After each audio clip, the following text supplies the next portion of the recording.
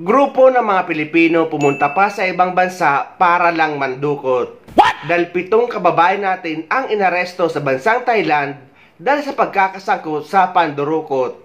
At ang kanilang mga binibiktima ay kapwa nila dayuhan sa nasabing bansa. At ngayon ay makukulong sila ng hanggang 7 taon.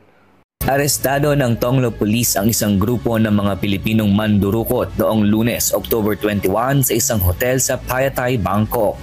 Ang 7 suspect ay kinilalang sina Lourdes, 61, Ophelia, 67, Katrina, 35, Annalyn, 33, Joy, 28, Brian, 35 at Alid, 45.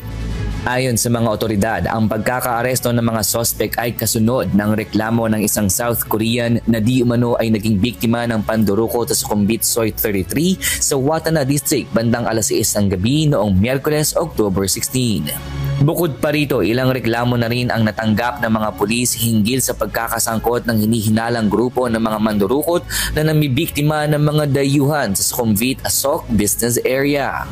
Sa investigasyon ng Tonglo Police, natukoy ang hotel na pinagtataguan ng mga naarestong suspect sa pamamagitan ng CCTV footage sa naturang lugar na naging daan ng kanilang pagkakahuli.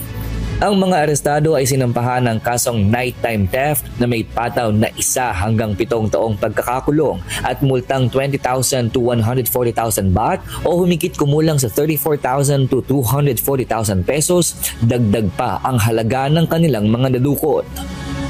Ayon sa Tonglo Police, ito ang kauna-unahang grupo ng mga Pilipinong mandurukot na nahuli sa Bangkok. Kamakailan ang mga kagayang grupo na naaresto ay mula sa Vietnam, Cambodia, Congo at China. Ano kaya ang masasabi ng ating DFA dito?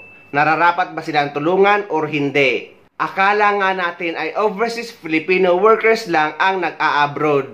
Meron na din palang overseas Filipino mandurukot.